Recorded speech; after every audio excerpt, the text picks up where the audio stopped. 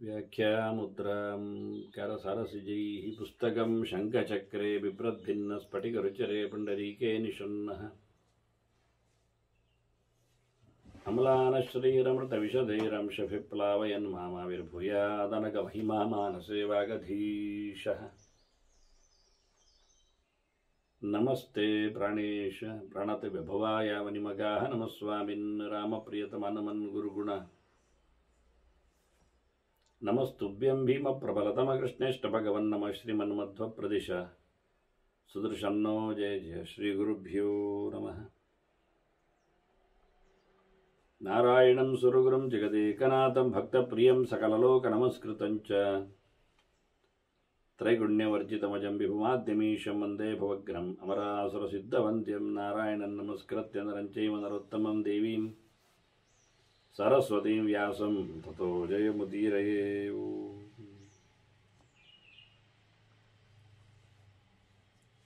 ವೇದವ್ಯಾಸುರ ಮಹಾಭಾರತದ ಚಿಂತಕರಿಗೆ ವಂದನೆಗಳು. ಶಾಂತಿ ಪರ್ವದ 254ನೆಯ ಪ್ರವಚನ. ಭರದ್ವಾಜರಿಗೆ ಭೃಗು ಋಷಿಗಳು ಆಶ್ರಮ ಧರ್ಮಗಳ ಬಗ್ಗೆ ಚಿಂತನೆಯನ್ನು ನೀಡುತ್ತಾ ಇದ್ದಾರೆ. ಅದನ್ನು ಭೀಷ್ಮರು ಧರ್ಮರಾಜನಿಗೆ ಹೇಳುತ್ತಾ ಇದ್ದಾರೆ. ಮೋಕ್ಷ ಧರ್ಮದ ಈ ಅವಾಂತರ ಪರ್ವದ ಹಿನ್ನೆಲೆಯಲ್ಲಿ ಆಶ್ರಮಗಳಲ್ಲಿ ಅತ್ಯಂತ ಪ್ರಶಸ್ತವಾದ ಆಶ್ರಮದೆಡೆಗೆ, ಮುಖ್ಯವಾಗಿ ಇದೀಗ ವಾನಪ್ರಸ್ಥ ಧರ್ಮಗಳನ್ನು ಉಲ್ಲೇಖ ಮಾಡುತ್ತಾ ಅವರು ಹೇಗಿರುತ್ತಾರೆ, ಎಷ್ಟು ಶಾಂತವಾದ ಹಿನ್ನೆಲೆಯಲ್ಲಿ ಅವರ ಮನಸ್ಥಿತಿ ಇರುತ್ತದೆ. ಸ್ಥಾನಾಸನಿನಃ, ಅವರು ನೆಲದಲ್ಲೇ ಕೂತ್ಕೊಳ್ಳಿಕ್ಕೆ, ಎಲ್ಲಿ ಇರ್ತಾರೆ ಅಲ್ಲೇ ಕೂತ್ಕೊಳ್ಳುವುದು. ಅದಕ್ಕೊಂದು ಪ್ರತ್ಯೇಕವಾದ ವ್ಯವಸ್ಥೆ ಆಗಬೇಕು ಅಂತ ಇಲ್ಲ. ಭೂಮಿ, ಪಾಷಾಣ, ಸಿಕತ, ಶರ್ಕರ, ವಾಲುಕ, ಭಸ್ಮ, ಶಾಯಿನ ಮಲಗುದಿದ್ರಲ್ಲಿ ನೆಲದಲ್ಲೇ ಮಲಗ್ತಾರೆ. ದಟ್ಟವಾದ ಕಾಡನ್ನೇ ಆಯ್ಕೆ ಮಾಡಿಕೊಂಡಿರಬೇಕು ಅಂತ ಅಂದಬಲ್ಲಿಕ ಮತ್ತೇನು. ಹಾಗಾಗಿ ನೆಲದಲ್ಲಿ ಕಲ್ಲಿರ್ತದೆ, ಇರಲಿ ಕಲ್ಲಿರಲಿ, ಕಲ್ಲಿನ ಮೇಲೆ ಇಲ್ಲ. ಸಣ್ಣ ಸಣ್ಣ ಹೊಯ್ಗೆಗಳಿರುವ ಇರಲಿ, ಹೊಯ್ಗೆಗಳಲ್ಲಿ ಬಂಡೆ ಬರ್ತದೆ, ಬಂಡೆ ಮೇಲೆ ಆಯಿತು. ಯಾವ ಚಪ್ಪಡಿಗಳು ಏನು ತೊಂದರೆ ಇಲ್ಲ, ಏನಾದ್ರೂ ಏನೋ ಅಂತಾರೆ.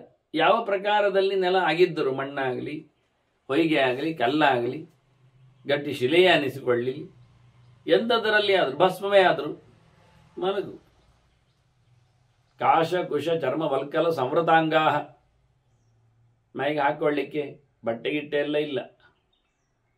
ಕಾಡಿನಲ್ಲಿ ಸಿಗುವಂಥದ್ದೇ ಹುಲ್ಲು, ಉದ್ದನೆಯ ಹುಲ್ಲು. ಕುಶ ಅಂತೂ ನಮಗೆ ಗೊತ್ತು, ದರ್ಬೆ ಎಷ್ಟು ಉದ್ದ ಇರ್ತದೆ ಅಂತ. ಹಾಗೆ ಕಾಶ ಅಂತದ್ರ ಜಾತಿ ಅಂತದ್ದು ಇನ್ನೊಂದಿದೆ.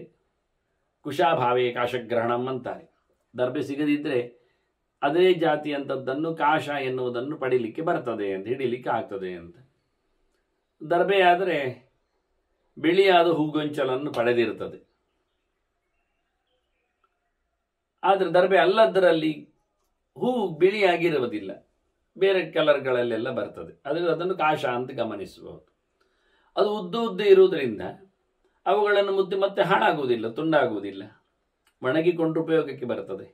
ಅವುಗಳನ್ನು ಒಟ್ಟಾರೆ ಇಟ್ಟುಕೊಂಡು ಮುದ್ದೆ ಮಾಡಿ ಇಟ್ಟುಕೊಂಡು ಅದನ್ನು ನೇಯ್ದುಕೊಂಡರೆ ಅಥವಾ ಹಗ್ಗದಲ್ಲಿ ಕಟ್ಟಿಕೊಂಡರೆ, ಇದೀಗ ಇಲ್ಲಿ ಭೂತಕೋಲಗಳಲ್ಲಿ ಎಲ್ಲ ಸಿರಿಯನ್ನು ಕಟ್ಟಿಕೊಳ್ತಾರಲ್ಲ, ತೆಂಗಿನ ಗರಿಗಳನ್ನೆಲ್ಲ ತೆಗೆದು ಅದನ್ನು ಪೋಣಿಸಿಕೊಂಡು ಅದನ್ನು ತಮ್ಮ ಸೊಂಟದಲ್ಲಿ ಬಟ್ಟೆಯಾಗಿ ಹಾಕ್ಕೊಳ್ತಾರೆ. ಆದರೆ ಅವರು ಈಗ ಒಳಗೆ ಬಟ್ಟೆ ಹಾಕ್ಕೊಂಡು ಹಾಕಿರ್ತಾರೆ, ಅದರಿಂದ ಅದೇ ಅಲ್ಲ, ಸಿರಿಯೇ ಅದು ಖಾಲಿ ಅಷ್ಟರಲ್ಲಿ ವೇಷ ಆಗುವ ಹಾಗೆ. ಹಿಂದೆಲ್ಲ ಅಷ್ಟರಲ್ಲಿ ವೇಷ ಆಗ್ತಿತ್ತು, ಕೇವಲ ಒಂದು ಚಳ್ಳನ ಮಾತ್ರ ಇತ್ತು. ಇವತ್ತು ಕೆಲವು ಕಡೆ ಉಂಟು, ಭೂತಗಳಲ್ಲಿ ಕೆಳಗಿನವರೆಗಿನ ಬಟ್ಟೆಗಳಿರುವುದಿಲ್ಲ, ಖಾಲಿ ಒಂದು ಕೆಂಪು ಬಣ್ಣದ ಸಣ್ಣ ಚಡ್ಡಿ ಮಾತ್ರ ಇರೋದು, ಅದರ ಮೇಲೆ ಸಿರಿ ಸಿಕ್ಕಿಸಿಕೊಂಡ ಕ್ರಮವುಗಳು ಕಾಣುತ್ತವೆ ಹಳೆಯ ಲೆಕ್ಕಾಚಾರದಂದಾಗ.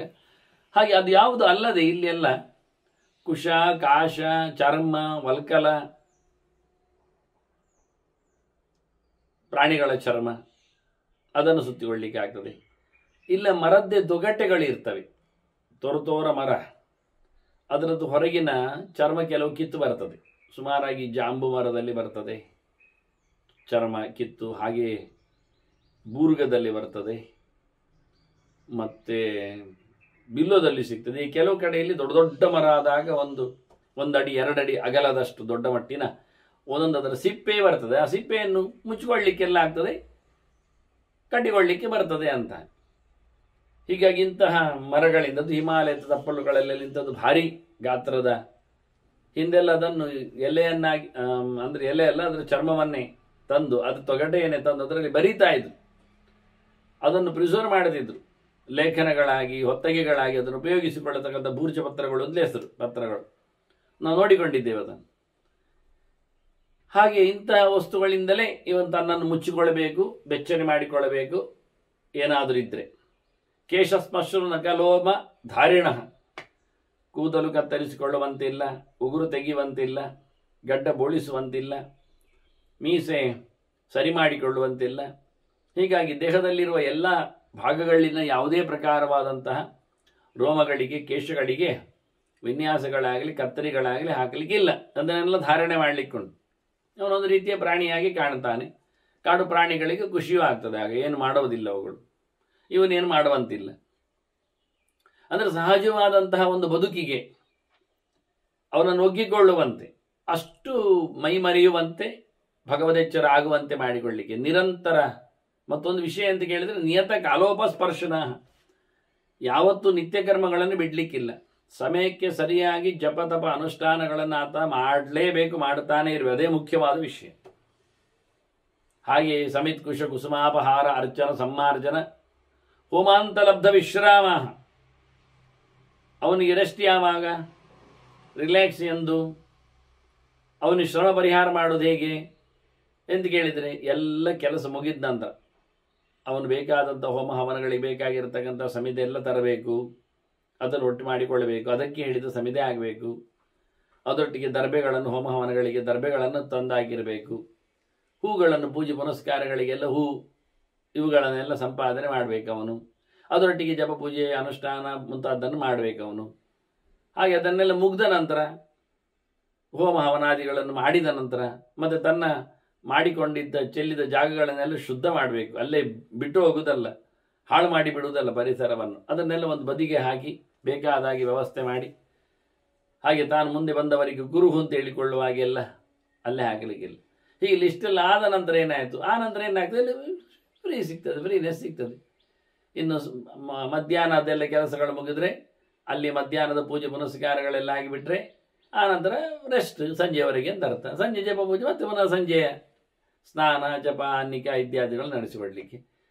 ಹೀಗೆ ಯಾವತ್ತು ಅವನಿಗೆ ತನ್ನ ಕೆಲಸಗಳು, ನಿತ್ಯದ ಕೆಲಸಗಳು ಮುಗಿಯಿತಾ ಆಗಲೇನೆ ಅವನಿಗೆ ವಿಶ್ರಾಂತಿ ಅಂತ ಅರ್ಥ. ಬೇರೊಂದು ವಿಶ್ರಾಂತಿ ಹೊತ್ತು ಅಂತ ಇಲ್ಲ. ನಿತ್ಯ ಕೆಲಸಕ್ಕೋಸ್ಕರ ಮಾಡಬೇಕಾದ ವ್ಯವಸ್ಥೆಗಳನ್ನು ಮಾಡಿಕೊಳ್ಳಬೇಕು.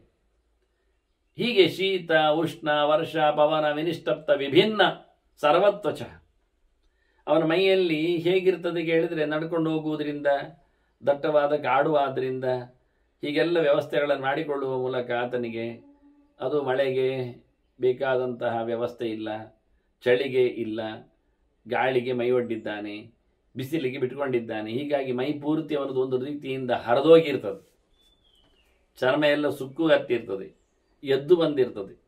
ಸರಿಯಾಗಲಿ ಅಂತಾನೆ. ಹಾಗೆ ಪರಿಸ್ಥಿತಿ ಹಾಗೆ. ಯಾಕೆಂದರೆ ವಿವಿಧ ನಿಯಮ ಯೋಗ ಚರ್ಯಾನುಷ್ಠಾನ ಹೃತ ಮಾಂಸ ಶೋಣಿತ ತ್ವಗಸ್ಥೀಭೂತ, ಕೊನೆಗೆ ಅವನು ಮಾಡಿರತಕ್ಕಂಥ ಸಾಧನೆಗಳಿಂದಾಗಿ ಕೇವಲ ಅಸ್ಥಿ ಎಲುಬು ಆಗ್ತಾನೆ. ಆದರೆ ಎಲುಬಿಗೆ ಚರ್ಮದ ಹೊದಿಕೆ ಹಾಕಿರ್ತದೆ ಇಷ್ಟೇ. ಚರ್ಮದ ಹೊದಿಕೆ ಹಾಕಿದ ಎಲುಬು ಮಾತ್ರ ಉಳ್ಳವನು. ಅಲ್ಲಿ ಮಾಂಸ ಖಂಡಗಳಾಗಲಿ ಉಳಿದವುಗಳಾಗಲಿ ಯಾವುದು ಕಾಣುವುದಿಲ್ಲ. ಎಲ್ಲ ಮೈಪೂರದಲ್ಲಿರತಕ್ಕಂಥ ಮಾಂಸ ನೆತ್ತರು ಎಲ್ಲ ಹಾರಿ ಹೋಗಿರ್ತದೆ ಒಂದು ದೃಷ್ಟಿಯಿಂದ. ಹಾಗೆ ವಿಚಿತ್ರವಾದಂಥ ನಿಯಮಗಳಿಂದಾಗಿ, ಯೋಗದ ಅಭ್ಯಾಸಗಳಿಂದಾಗಿ, ಅನುಷ್ಠಾನಗಳಿಂದಾಗಿ ಅವನ ದೇಹ ಪೂರ್ತಿ ಜರ್ಜರಿತವಾಗಿರ್ತದೆ. ಅಂದ ತಕ್ಷಣ ಅವನು ಸಾಯ್ತಾನೆ, ಹೆದರಬೇಕಾಗಿಲ್ಲ. ಧೃತಿಪರಾಹ, ಧೈರ್ಯ ವಹಿಸಿಕೊಳ್ಳಬೇಕು. ದೇವರು ಸಾಧನೆ ಮಾಡಿಸ್ಲಿಕ್ಕೆ ಎಷ್ಟು ಸಮಯ ಹೇಗೆ ದೇಹವನ್ನು ಕೊಟ್ಟಿರ್ತಾನೆ ಅಷ್ಟು ಸಮಯ ಆಗ್ತದೆ, ಅದಕ್ಕೊಂದು ಕೊನೆ ಆಗ್ತದೆ. ಬಹಳ ಅದ್ದೂರಿಯಾಗಿತ್ತು. ಒಬ್ಬ ಗುರುವಾಗಿದ್ದವನೇ ಎಲ್ಲವನ್ನು ತಾನು ತ್ಯಾಗ ಮಾಡಿಕೊಂಡು ಹೊರಟೋಗಿದ್ದಾನೆ. ಕೊಡಬೇಕಾದ್ದನ್ನು ಕೊಟ್ಟಿದ್ದಾನೆ, ಹೇಳಿಕೊಡಬೇಕಾದ್ದನ್ನು ಕೊಟ್ಟಿದ್ದಾನೆ. ಎಷ್ಟು ಆತನಿಗೆ ಧೈರ್ಯ ಕೇಳಿದ್ರೆ ಆತನ ಮುಂದಿನ ರೂವಾರಿಯಾಗಿ ಯಾರಿದ್ದಾನೆ ಯಾರಾಗ್ತಾನೆ ಅನ್ನೋ ಯೋಚನೆಯೇ ಇಲ್ಲದೆ ಅವನ ಪಾಡಿಗೆ ಅವನು ತನ್ನ ಅನುಷ್ಠಾನಗಳಲ್ಲಿ ತುಂಬಿದ್ದಾನೆ. ಅವನ ತಲೆಯಲ್ಲಿಯೂ ಇಲ್ಲ ಅವನದ್ದು ಬಿಡಿ, ದೇವರಿಟ್ಟ ಹಾಗೆ ಅಂತ. ಕೊನೆಯ ಕ್ಷಣ ಅವನು ಪ್ರಾಣ ಬಿಡುತ್ತಾನೆ ಅಂದಾಗ ಎಲ್ಲಿಂದಲೋ ಯಾರೋ ಯಾವನೋ ಅವನ ಹತ್ತಿರದಲ್ಲಿ ಬಂದಾಯಿತು.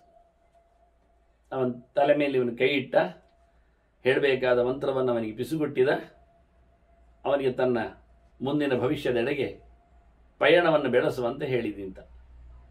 ಅವನ ಕೊನೆಯ, ಇದೆಲ್ಲ ಕೆಲವೆಲ್ಲ ದಾಖಲೆ ಮಾಡಿದ್ದಾರೆ, ಅವನ ಕೊನೆಯ ಆ ಶರೀರದ ಸಂಸ್ಕಾರಗಳನ್ನೆಲ್ಲ ಮಾಡಿದವ ಯಾರೋ ಯಾವನೋ ಎಂದೋ ಎಲ್ಲೋ ಹೇಗೋ, ಯಾವುದೇ ಊರು, ಯಾವುದೋ ದೇಶ, ಯಾವುದೇ ವ್ಯಕ್ತಿ, ಯಾವುದೋ ಕತೆ. ಆದ್ರೆ ಅವನ ಆ ದೇಹವನ್ನು ಕೊನೆ ಮಾಡಲಿಕ್ಕೆ ಒಬ್ಬ ಕೊನೆಯ ಕ್ಷಣದಲ್ಲಿ ಅಲ್ಲಿದ್ದ, ದೇವರು ಕಳಿಸಿಕೊಡ್ತಾರೆ. ಹಾಗಾಗಿ ಧೈರ್ಯ ಮತ್ತು ಇವನದ್ದು ಕೇವಲ ಪವರ್ ಯಾವುದು ಕೇಳಿದರೆ ಸತ್ವಯೋಗಾತ್ ಶರೀರಾಣಿ ಉದ್ವಂತ, ಖಾಲಿ ಅವನ ಮನೋಬಲ, ದೇವರ ಅನುಗ್ರಹ, ಜೀವಯೋಗ್ಯತೆ, ಸಾಧನೆಯ ಸಿದ್ಧಿಯ ಒಂದು ಹಂದರ, ಅದರಲ್ಲದೆ ಇನ್ನೇನಿಲ್ಲ. ಅಷ್ಟರಲ್ಲಿ ಅವನು ದೇಹವನ್ನು ಧಾರಣೆ ಮಾಡಿರ್ತಾನೆ, ಬದುಕ್ತಾನೆ. ಯಾವತ್ತಿನವರೆಗೆ ಬದುಕುವ ವ್ಯವಸ್ಥೆಯೋ, ಎಷ್ಟು ಸಾಧನೆಗಳ ಅಂದರೆ ಕಷ್ಟಪಟ್ಟು ಮಾಡಿಕೊಂಡ ಸಾಧನೆಗೆ ಹೆಚ್ಚು ಪುಣ್ಯ. ಆರಾಮವಾಗಿ ಎ ಸಿಯಲ್ಲಿ ಚೇಂಬರಲ್ಲಿ ಕೂತ್ಕೊಂಡು ಬೇಸಿಗೆ ಕಾಲದಲ್ಲಿ ಒಳ್ಳೆ ಶವರ್ ಬಾತ್ ಮಾಡಿಕೊಂಡು ಚಂದವಾಗಿ ಆತ ಕಾಲನ್ನೆಲ್ಲ ತೀಡಿಕೊಂಡು ಹಾಕಿಕೊಂಡು ಗಮ್ಮತ್ತಿನಲ್ಲಿ ಮಾಡುವ ಒಂದು 10 ನಿಮಿಷದ ಜಪ ಅದು ಏನು ಫಲವನ್ನು ಕೊಡುವುದಿಲ್ಲ. ಅದೇ ಬೇಸಿಗೆಯಲ್ಲಿ ಆತ ಬಿಸಿಲಲ್ಲಿ ಕುಳಿತುಕೊಂಡಾಗೆ ಸ್ನಾನ ಮಾಡಿಕೊಂಡು ಬೆವರು ಇಳಿಸಿಕೊಂಡು ಗಂಟೆಗಟ್ಟಲೆ ಕೈಕಾಲುಗಳನ್ನು ಹುಡಿ ಮಾಡಿಕೊಂಡು ಮಾಡಿದ ಜಪಕ್ಕೆ ಕೋಟಿಗಟ್ಟಲೆ ಬೆಲೆಯನ್ನು ಶಾಸ್ತ್ರಕ್ಕೆ ಆಡುತ್ತಾರೆ. ಅದು ತತ್ತಿ ತಪಃ ಅಂತ ಬೇಕಾದಷ್ಟು ಕಡೆ ಉಪನಿಷತ್ತುಗಳಲ್ಲಿ ಹೇಳ್ತಾರೆ. ರೋಗದಿಂದ ಪಡುವ ಏನೊಂದು ಕಷ್ಟಪಾಡುಗಳಿವೆ, ಅವನು ತುಂಬ ಸಂಕಟ ಆಗ್ತದೆ, ಅಯ್ಯೋ ಧರ್ಮವನ್ನು ಚೆನ್ನಾಗಿ ಮಾಡ್ಬೋದಿತ್ತು, ಆಗ್ತಾ ಇಲ್ಲ, ಆದರೂ ಬಲಾತ್ಕಾರದಲ್ಲಿ ಮಾಡ್ತಾನೆ, ಅದು ತಪಸ್ಸಂತೆ.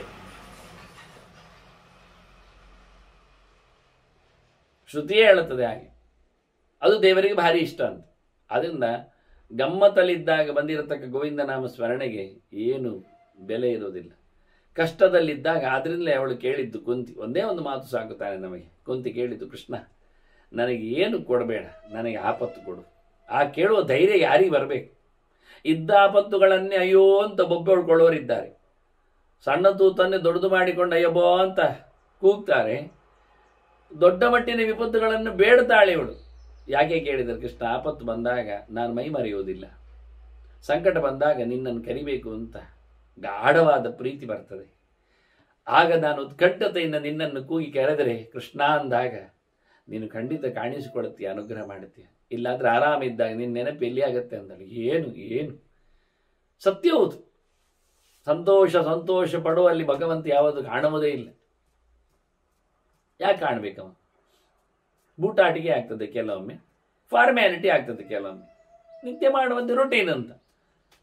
ರೊಟೀನ್ ಆಗಬಾರ್ದು, ಯಾಂತ್ರಿಕತೆ ಬರಬಾರ್ದು. ಅದರಲ್ಲಿ ಅತ್ಯಂತ ಇನ್ವಾಲ್ವ್ಮೆಂಟ್ ಬರಬೇಕಾದ್ರೆ ಇಷ್ಟೆಲ್ಲ ಆಗ್ತದೆ, ಮಾಡ್ತೇನೆ, ಆದರೂ ದೇವರು ಅದೇ, ಆದರೆ ದೇವರೇ ಶ್ರೇಯಾಂಸಿ ಬಹುವಿಗ್ರಹನಿಂದ ನಾನು ಬಹಳಷ್ಟು ಸರತಿಯಲ್ಲಿ ಹೇಳುವುದುಂಟು. ವಿಗ್ರಹಗಳು ಬರುವುದು ಯಾವುದಕ್ಕೆ ಕೇಳಿದರೆ ಒಳ್ಳೆಯದಕ್ಕೆ ಹೊರತು ಕೆಟ್ಟದ್ದಕ್ಕಲ್ಲ. ಕೆಟ್ಟದ್ದಕ್ಕೆ ಯಾಕೆ ವಿಘ್ನ ಬರ್ತದೆ? ಕೆಟ್ಟದ್ದನ್ನು ನಡೆಸಿಕೊಟ್ಟು ಆದಷ್ಟು ಇಲ್ಲಿಂದ ಹೊರಟೋಗ್ಲಿ, ಹಾಳಾಗಿ ಬೀಳಲಿ ಎನ್ನುವುದು ಎಲ್ಲರ ಕಾಯುವಿಕೆ. ಆದ್ದರಿಂದ ವಿಗ್ರಹಗಳು ಬಂತು ಅಂದರೆ ಅದು ಒಳ್ಳೆಯದು ಅಂತ ಅರ್ಥ, ಮುಂದುವರಿಸಬೇಕು ಅಂತ ಅರ್ಥ. ನಿಲ್ಲಿಸುವ, ನೋಡುವ, ನಿಲ್ಲಿಸಲಿ ಅಂತ ಹೇಳಿಕೊಂಡೆ ದೇವತೆಗಳೇ ವಿಘ್ನಂತೀವ. ಎಷ್ಟೋ ಬಾರಿ ಹೇಳಿದ್ದೇನೆ ನಾನು ಇದನ್ನೆಲ್ಲ. ಧ್ರುವನ ಚರಿತ್ರೆಯಲ್ಲಿ ಬಂದ ವಿಷಯ ಅದು. ಅಂತಹ ಧ್ರುವನಿಗೆ, ಪುಟ್ಟ ಪೋರನಿಗೆ ಮಾಡುವುದೇ ಕಷ್ಟ. ಮಕ್ಕಳು 3 ಹೊತ್ತು ಸ್ನಾನ, ಜಪ, ಕಾಡಿನಲ್ಲಿ ಅರಮನೆಯನ್ನು ಬಿಟ್ಟವ ಹೀಗೆ ಅಂತ ಹೇಳುವಾಗ ಅಂಥವನಿಗೂ ಉಪದ್ರ ಕೊಡುವುದಾ? ಈ ಪ್ರಾಣಿಗಳು ಬಂದು ಮುತ್ತಿಗೆ ಹಾಕುವುದಾ, ಬೊಬ್ಬೆ ಹಾಕುವುದಾ, ಹೆದರಿಸುವುದಾ? ಒಂದು ದೇವತೆಗಳಿಗೆ ಪ್ರಾಣಿಗಳನ್ನು ಕಂಟ್ರೋಲ್ ಮಾಡುವಷ್ಟಾಗಲಿಲ್ವ? ಈ ಸರೀಸೃಪಗಳು, ಇರುವೆಗಳು, ನುಸಿಗಳು ಮುಂತಾದ ಉಪದ್ರ ಮಾಡುವುದು ಕೀಟಗಳು. ಇಷ್ಟು ಸಾಲದೆ ರಾತ್ರಿ ಹೊತ್ತಾಗ ಭೂತ ಪ್ರೇತಗಳು ಕೂಗುವುದಾ, ಕಾಣಿಸಿಕೊಳ್ಳುವುದಾ? ಅನ್ಯಾಯ, ಪರಮಾನ್ಯಾಯ ಅಂತ ಹೇಳಿದರೆ ಸತ್ಯ. ನೀವೆಲ್ಲ ಕೂಗುವುದು ಸತ್ಯವೇ, ಆದರೆ ಧ್ರುವ ಎಷ್ಟು ನಿಶ್ಚಲ ಅಂತ ನಿಮಗೆ ತೋರಿಸಬೇಕಲ್ಲ. ಇಲ್ಲ ಆದರೆ ಏನು ಮಾಡದೆ ಧ್ರುವನ ಕತೆ ಮುಗಿದೋದ್ರೆ ಅವನಿಗೇನು ಆರಾಮ, ಕಾಡಿನಲ್ಲಿ ದೇವರು ಸೊಪ್ಪು ಒಳ್ಳೆ ರೀತಿ ಕೊಟ್ಟಿದ್ದಾನೆ, ಅವನು ನೀರು ಕುಡ್ದ, ಎಲೆ ತಿಂದ, ಹಣ್ಣು ತಿಂದ, ಜಪ ಮಾಡಿದ, ಬಂದ ದೇವರು ಅಂತ ಅಲ್ಲ. ಕಷ್ಟ ಅವನಿಗೂ ಆಗಿತ್ತು, ಅದನ್ನು ಮೆಟ್ಟಿದ್ದ, ದೃಢ ಮನಸ್ಕನಾಗಿದ್ದಾನೆ. ಧೃತಿಪರಾಹ, ಧೈರ್ಯ ಹೊತ್ತುಕೊಳ್ಳಿ ಅಂತ. ನಿಮ್ಮ ಸತ್ವ ಪವರ್ನಿಂದ, ವಿಲ್ ಪವರ್ನಿಂದ ಬದುಕಿ. ವಾತಾವರಣ ಯಾರದ್ದು ಶುಚಿ ಇಲ್ಲ, ಶುದ್ಧ ಇಲ್ಲ, ಇರುವುದೇ ಇಲ್ಲ, ನಾವು ಇರ್ಲಿಕ್ಕೆ ಬಿಡ್ಲೂ ಇಲ್ಲ. ಅಂದ ತಕ್ಷಣ ಹೀಗೆ ಒದ್ದಾಡೋ ಪ್ರಶ್ನೆ ಇಲ್ಲ. ದೇವರು ಏನು ಬರೆದಿದ್ದಾನೆ ಅದು ಆಗಿಯೇ ಆಗ್ತದೆ, ಅದನ್ನು ತೆಗಿಲಿಕ್ಕೆ ಬರುವುದೇ ಇಲ್ಲ. ಹಾಗಾಗಿ ಭಗವಂತನ ಮೇಲಿನ ಭರವಸೆಯಿಂದ ನಡೆಸುವುದನ್ನು ನಡೆಸ್ತಾ ಇದ್ರೆ ಏನೇನು ಆಗುವುದಿಲ್ಲ. ಕಾಡಿನ ಅರಕ್ಷಿತಂ ತಿಷ್ಟದಿ ದೈವರಕ್ಷಿತ ಹೇಳಿದ ಹಾಗೆ ದೇವರು ಕಣ್ಣು ತೆರೆದ್ರೆ ಎಂಥ ಕೊಂಪೆಯಲ್ಲಿದ್ದವನು ಆರಾಮವಾಗಿರ್ತಾನೆ, ಎಂಥ ಅರಮನೆಯಲ್ಲಿದ್ದವನು ಭಗವಂತನ ಅನುಗ್ರಹ ಇಲ್ಲ ಅಂತಾದರೆ ಯಾವತ್ತೂ ಕಷ್ಟ ಪರಂಪರೆಯಲ್ಲೇ ಬಿದ್ದಿರ್ತಾನೆ. ನಾವು ನೋಡುವಾಗ ಮೇಲೆ ನೋಡುವುದಲ್ಲ, ಖುಷಿಯಲ್ಲಿದ್ದವರನ್ನಲ್ಲ, ನಾವು ನೋಡುವಾಗ ಕೆಳಗಿದ್ದವರನ್ನು ನೋಡಬೇಕು. ಅಯ್ಯೋ ಪಾಪದಲ್ಲಿದ್ದಾರೆ, ಏನು ಕಷ್ಟ ಅನುಭವಿಸ್ತಾರೆ, ಆ ಪಾಡು ನಮಗೆ ಈ ಜನ್ಮದಲ್ಲಿ ಬರಲಿಲ್ಲಲ್ಲ ಸಂತೋಷ ಅಂತ ಪಡಲಿಕ್ಕೆ ಇದೆ ಹೊರತು ಯಾವತ್ತು ಇನ್ನಷ್ಟು ಸುಖಕ್ಕೆ ಸುಪ್ಪತ್ತಿಗೆಗೆ ಕಡೆಯೇ ಇಲ್ಲ. ಅದನ್ನ ನಿರಂತರವಾದ ಚರ್ಯೆಯನ್ನು, ನಿಯಮವನ್ನು ಒಪ್ಪಿಕೊಂಡು ನಡೆಸ್ತಾನೆ ಬರಬೇಕು. ಹೇಳಿದ್ದಾನೆ ದೇವರು ಮಾಡು, ಇಲ್ಲಾಂದ್ರೆ ಯಾಕೆ ಹೇಳುತ್ತಾನೆ? ಎಷ್ಟೋ ಜನರು ಉಪವಾಸ ಮಾಡುವಾಗ ಸಂಕಟ ಆಗುವುದು, ಸಂಕಟ ಆಗದೇ ಇರುವುದಿಲ್ಲ, ಪ್ರಶ್ನೆ ಅಲ್ಲ. ಇಲ್ಲ, ಅದು ಶಾಸ್ತ್ರ ಒಂದೊಮ್ಮೆ ನಮ್ಮ ದೇಹಕ್ಕೆ, ನಮ್ಮ ವ್ಯವಸ್ಥೆಗೆ ಅದು ಅನುಗುಣವಾಗಿ ಇಲ್ಲ ಅಂತ ಆದರೆ ಅದು ಹೇಳ್ತಾನೆ ಇರಲಿಲ್ಲ. ಇವತ್ತು ಶುರುವಾಗಿದೆ, ಇಷ್ಟು ಗಂಟೆಯ ಉಪವಾಸದಿಂದಾಗಿ ಇಂತಹ ಒಂದು ರಾಸಾಯನಿಕ ಒಳಗಿಂದ ಚೇಂಜ್ ಆಗಲಿಕ್ಕೆ ಹೋಗಿ ಅದರಿಂದ ಮನುಷ್ಯನಿಗೆ ಇಂತಹ ಕಾಯಿಲೆಗಳು ದೂರ ಆಗ್ತವೆ, ಇಂತಹ ವ್ಯವಸ್ಥೆಗಳು ಆಗ್ತವೆ ಅನ್ನೋ ಮಟ್ಟಿನಲ್ಲಿ ಅವನದರ ಬಗ್ಗೆ ಒಂದು ದೊಡ್ಡ ಪ್ರಬಂಧ ಮಂಡಿಸಿ ನೊಬೆಲೇ ಪಡೆದು ಬಿಟ್ಟ. ಇಷ್ಟಾಗಿ ಅವನಲ್ಲಿ ಅದು ಏಕಾದಶಿ ಅಂದು ಎನ್ನುವುದು ಪಾಯಿಂಟಲ್ಲಿ ಇಲ್ಲ. ಏಕಾದಶಿಯನ್ನು ಹುಡುಕಿ ಏಕಾದಶಿ ಅಂದು ಅನ್ನುವಾಗಿರತಕ್ಕ ಪಾಯಿಂಟ್ ಉಂಟಲ್ಲ, ಅದನ್ನ ಯಾರು ಹೇಳಬೇಕು? ಅದು ನಮ್ಮ ವೇದವ್ಯಾಸರಿಗೆ ಕೊಡಬೇಕಾದ ನೊಬೆಲ್ ಆಗ್ತದೆ. ಈ ಬಾರಿ ಅದರ ಲೇಖನವನ್ನು ನಾನು ಕೊಟ್ಟಿದ್ದೇನೆ, ಕರ್ಮ ಸಮೀಕ್ಷೆ ಅಂತೇಳಿ. ಹೇಗಿರುತ್ತದೆ ಉಪವಾಸದ ಚಿಂತನೆಗಳು ಏನಿವೆ, ದೈಹಿಕವಾದ ಪರಿಶ್ರಮತೆ, ಅದರಲ್ಲಿ ಕ್ಷಮತೆ ಹೇಗೆ ಬರ್ತದೆ ಅಂತ. ಆದರೆ ಇವರೆಲ್ಲ ನೋಡಿ ಕಾಡಿನಲ್ಲಿ ಎಲ್ಲೆಂದರಲ್ಲಿ ಇರ್ತಾರೆ. ಹೇಳುವಾಗಲೇ ಹೇಳಿದ್ದ ದಟ್ಟ ಕಾಡಿನ ಪ್ರವೇಶ ಆಗಬೇಕು ಅಂತ ವಾನಪ್ರಸ್ಥನಿಗೆ. ಏನು ಉದ್ಯಾನದಂತೆ ಅಲ್ಲ, ಹೇರಳವಾಗಿ ತಿನ್ನಲಿಕ್ಕೆ ಕುಡಿಲಿಕ್ಕೆ ಇರತಕ್ಕದ್ದು ಜಾಗ ಹೇಳಲಿಲ್ಲ. ಕ್ರೂರ ಘನ ಘೋರ ಪ್ರಾಣಿಗಳ ಕಂತೆ ನಡುವೆ ಇವನ ಪ್ರಯಾಣ. ಯಾರನ್ನೋ ಕಟ್ಟಿಕೊಂಡಿ ಅಲ್ಲ ನೋಡಿ, ಧೈರ್ಯ ಒಂದಲ್ಲದೆ ಬದುಕ್ತೇನೆ, ಸಾಧನೆ ಮಾಡುತ್ತೇನೆ, ಗೆಲ್ಲಬೇಕು. ಆಗ ತಾನೇ ಜೀವನಿಗೆ ಪರೀಕ್ಷೆ ಬಂದಾಗ ಮಾತ್ರವೇ ಜೀವ ಶುದ್ಧನಾಗುವುದು. ಅಪರೀಕ್ಷಿತವಾದ ಪ್ರತ್ಯಕ್ಷಕ್ಕೆ ಬೆಲೆಯೇ ಇಲ್ಲ ತಾನೆ, ಪ್ರಯೋಜನವೇ ಇಲ್ಲ. ಪರೀಕ್ಷೆಯ ಒಬ್ಬ ಹುಡುಗ ಕಟ್ಟುವುದಿಲ್ಲ ಆದರೆ ಅವನು ಓದಿದ್ದೇನು ಧಾರಣೆಯನ್ನು ಎನ್ನುವುದು ಗೊತ್ತೇ ಆಗುವುದಿಲ್ಲ, ಅವನಿಗೆ ಗೊತ್ತಾಗುವುದಿಲ್ಲ. ನನಗೆ ಬರ್ತದೆ, ಎಲ್ಲ ಬರ್ತದೆ, ಕೇಳದೇ ಇದ್ರೆ ನಾನು ಎಲ್ಲ ರಾಮಾಯಣ ಓದಿದ್ದೇನೆ, ಆಯ್ತು ಒಳ್ಳೆ ಮಾರೆ. ಒಂದು ಶ್ಲೋಕ ಹೇಳುವಂತ ಹೇಳಲಿಕ್ಕೆ ಅವನ ಅವಕಾಶವೇ ಕೊಡದಿದ್ರೆ ಅವನು ಓದಿದ್ದು ಹೌದು ಅಂತ ಅವನಿಗಾದ್ರೂ ಗೊತ್ತಾಗುವುದು ಹೇಗೆ? ಸತ್ಯ ತಾನೆ. ಆದ್ರಿಂದ ನಮ್ಮ ದೇಹದಲ್ಲಿ ಬರತಕ್ಕ ಹೊರಗಿನ ಯಾವುದೇ ಸಂಕೀರ್ಣಗಳಿಗೆ ದೇಹದಲ್ಲಿ ಪ್ರವೇಶ ಇರುವುದಿಲ್ಲ.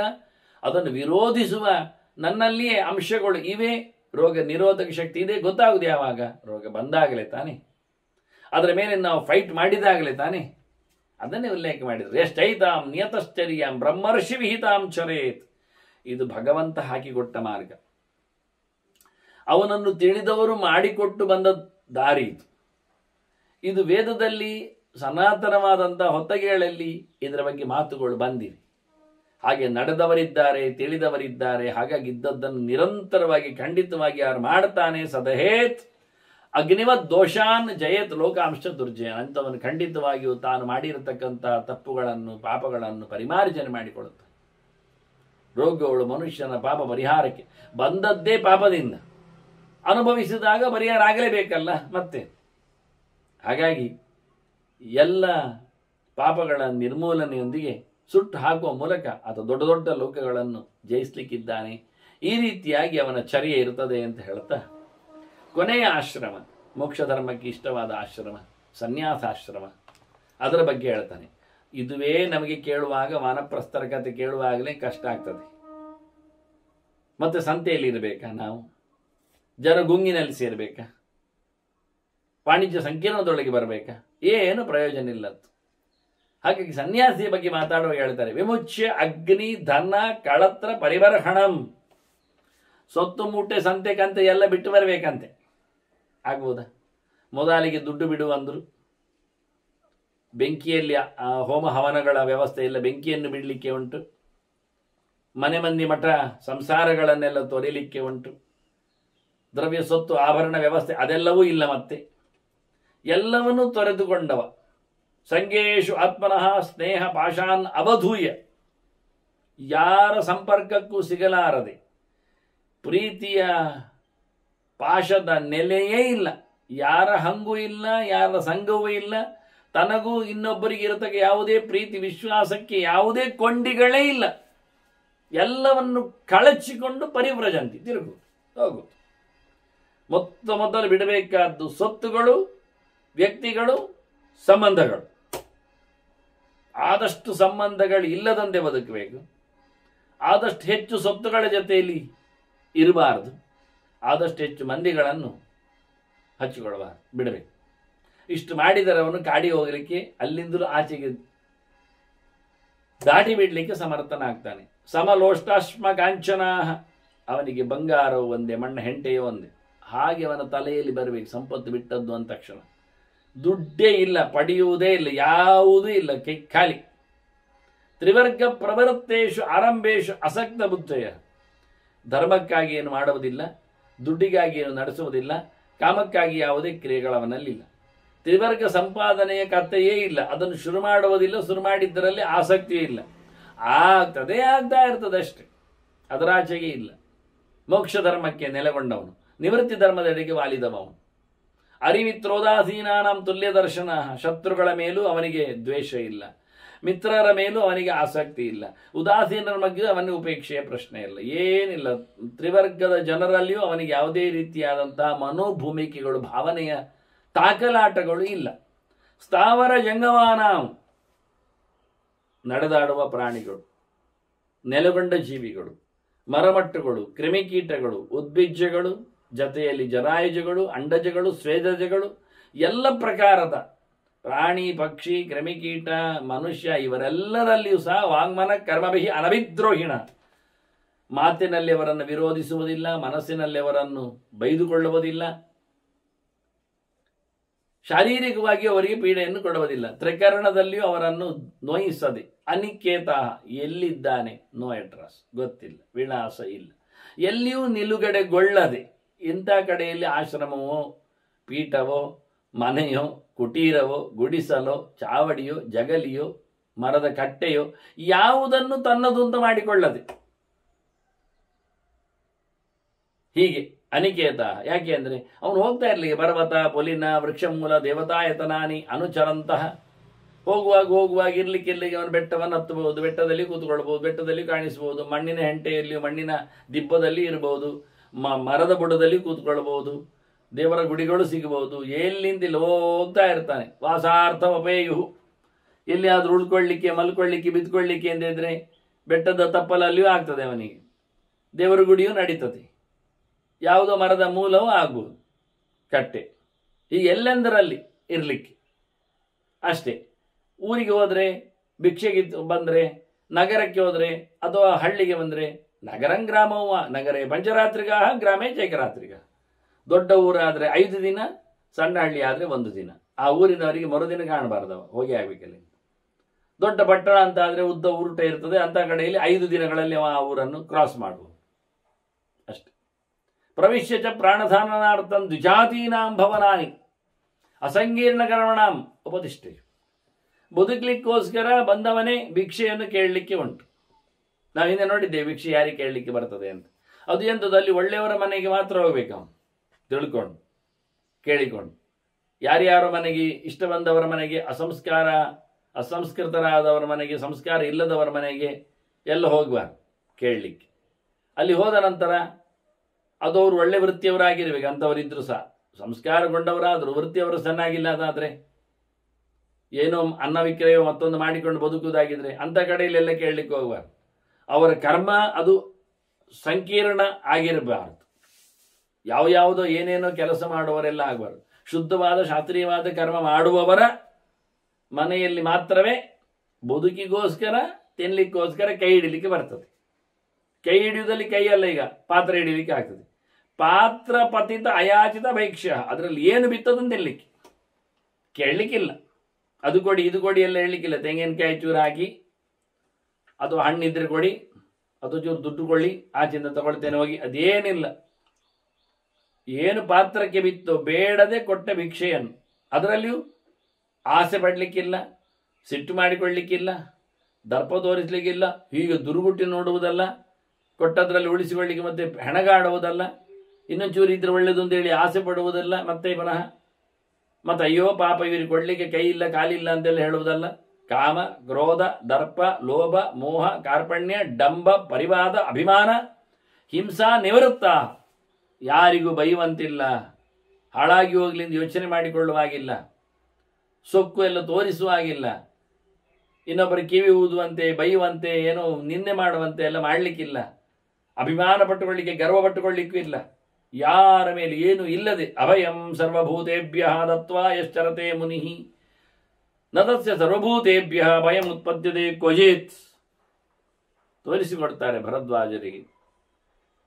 ಯಾರ ಮೇಲೂ ತೊಂದರೆ ಮಾಡಿಕೊಳ್ಳದೆ ಒಂದೊಮ್ಮೆ ಯತಿ ಸನ್ಯಾಸಿ ಎಲ್ಲವನ್ನು ತೊರೆದು ಹೋಗ್ತಾ ಇದ್ರೆ ಅವನಿಗೆ ಯಾರಿಂದಲೂ ತೊಂದರೆ ಆಗುವುದಿಲ್ಲ ಅಂತ, ಅದು ಸತ್ಯ ಅಂತ.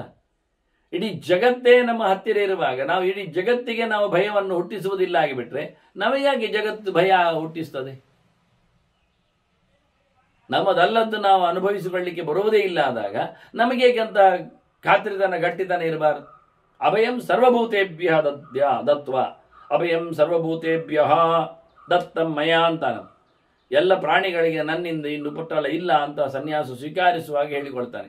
ಸರ್ವಭೂತೇಭ್ಯ ಅಭಯಂ ದತ್ತಮಯ ದತ್ತಮಯ ಅಂತ ಕೂಗಿಕೊಳ್ಳಿಕ್ಕುಂಟವು.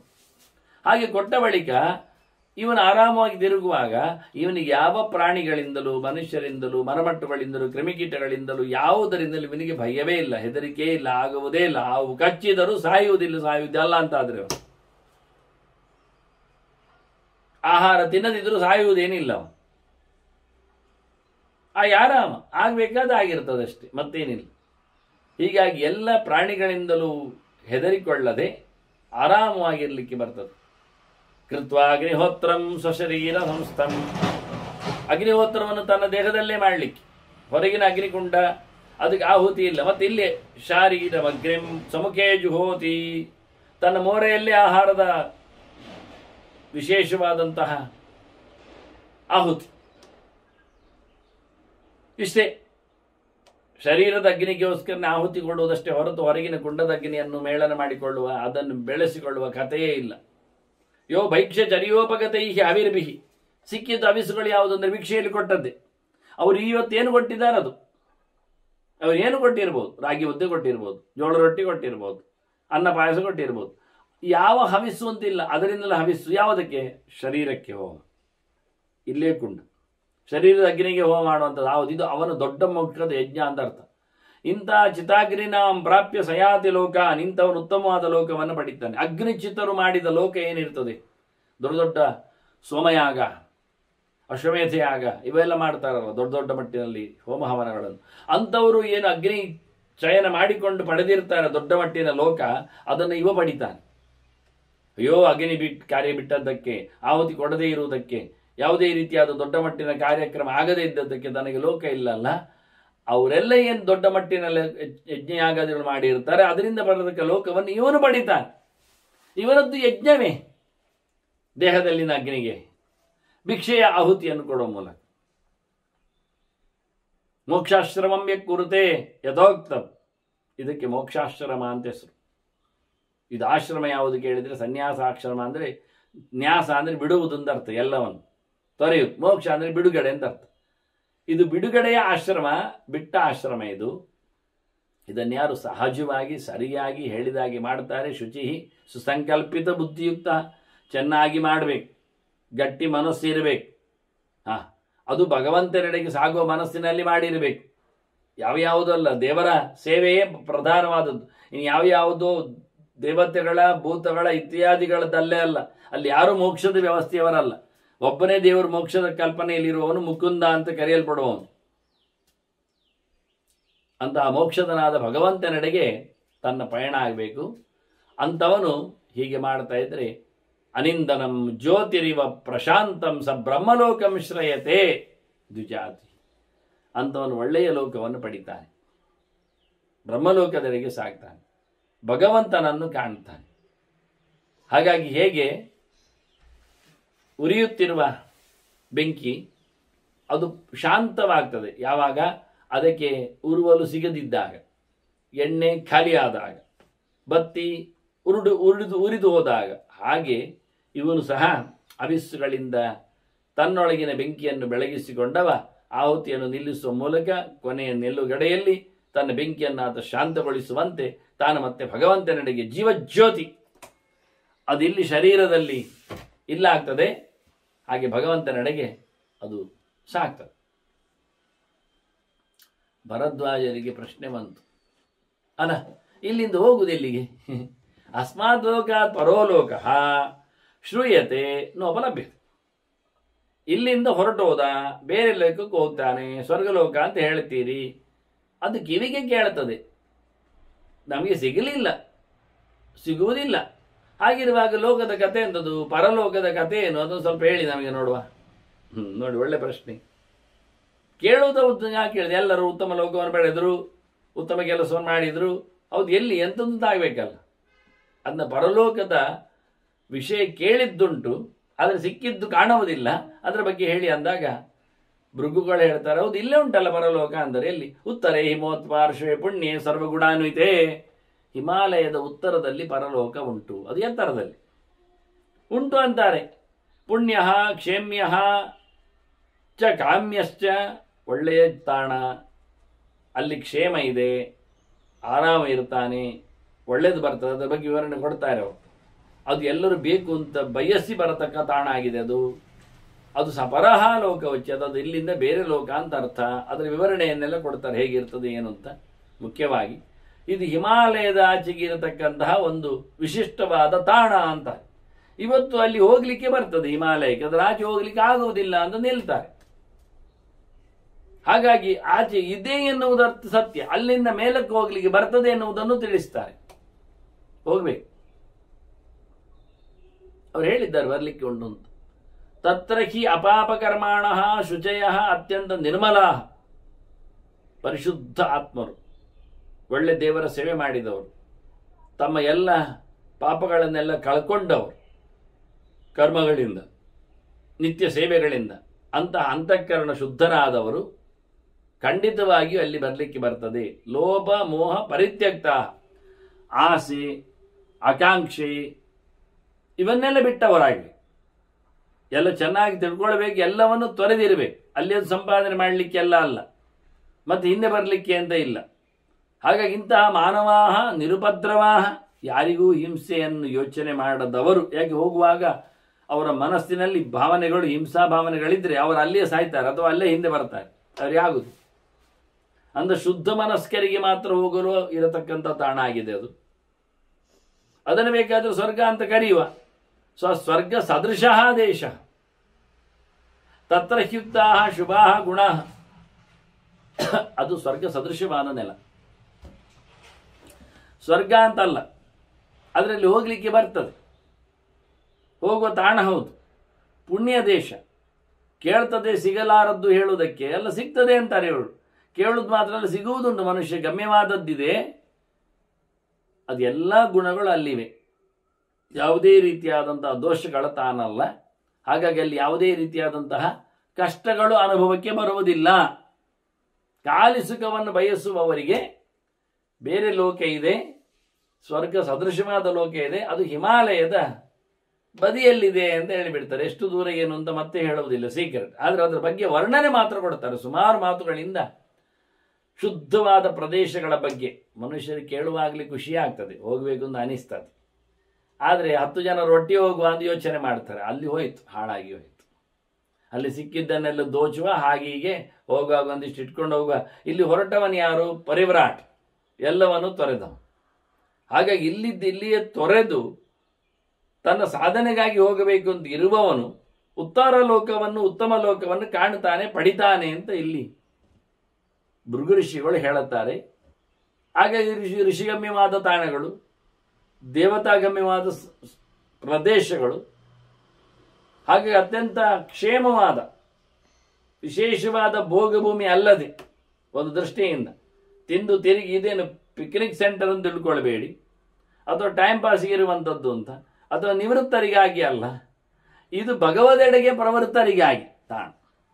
ಹಾಗೆ ಈ ತಾಣದ ಬಗ್ಗೆ ಬಹಳ ದೊಡ್ಡ ಮಟ್ಟಿನ, ಅಲ್ಲಿ ಸಾವಿಲ್ಲವೇ, ಅಲ್ಲಿ ರೋಗ ಇಲ್ಲವೇ, ಅಲ್ಲಿ ಊಟ ಇರುತ್ತದೆಯೇ, ಅಲ್ಲಿ ಫೆಸಿಲಿಟಿಗಳುಂಟೆ, ಇವೆಲ್ಲ ಕೇಳಿಕೊಳ್ತಾರೆ ಜನ.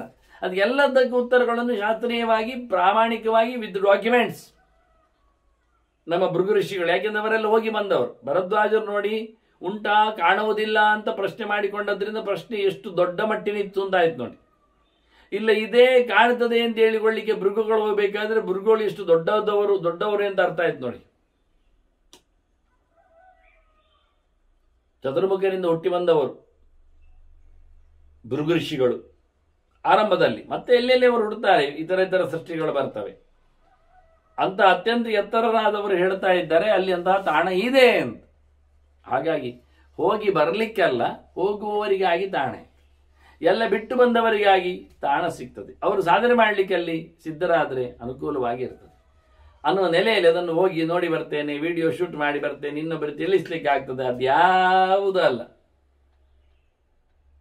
ಸರಿಯಾಗಿ ಹೇಳಿದ್ದನ್ನೇ ಕೇಳದ ಮಂದಿ ಇವತ್ತಿರುವಾಗ ಮತ್ತೆ ನಾವು ವಿಶೇಷವಾದದ್ದನ್ನು ಕೇಳಿ ಅದಕ್ಕೋಸ್ಕರ ಪ್ರವೃತ್ತಿ ಯಾರು ಮಾಡ್ತಾರೆ? ಗೊತ್ತಿದ್ದು ಯಾರು ಮಾಡುವುದೇ ಇಲ್ಲ. ಹೇಳಿಕೊಟ್ಟರು ತಿಳ್ಕೊಂಡರು ಮಾಡದೇ ಇರುವಾಗ ಹೇಳೋದೇನು ಒಂದು. ಹೀಗಾಗಿ ಬಹಳ ಸುಂದರವಾದಂತಹ ಪ್ರಶ್ನೆ ಭರದ್ವಾಜರದಿತ್ತು. ಲೋಕದ ಪರಲೋಕದ ಬಗ್ಗೆ ಪ್ರಶ್ನೆ ಕೇಳಿದ್ದಾರೆ. ಪರಲೋಕವನ್ನು ಇಲ್ಲಿಯೇ ಉತ್ತಮವಾದ ಜಾಗ ಅಂತ ಹೇಳ್ತಾ ಭರದ್ವಾಜರದರ ಬಣ್ಣನೇನು ಮಾಡ್ತಾರೆ, ಅದರ ಬಣ್ಣನೇನು ಮತ್ತೆ ಸೇರಿದಾಗ ನಾವು ಚಿಂತನೆ ಮಾಡುವ ವಂದನೆಗಳೊಂದಿಗೆ ಶ್ರೀಕೃಷ್ಣ ಅರ್ಪಣಮಸ್ತು. ನಾರಾಯಣ.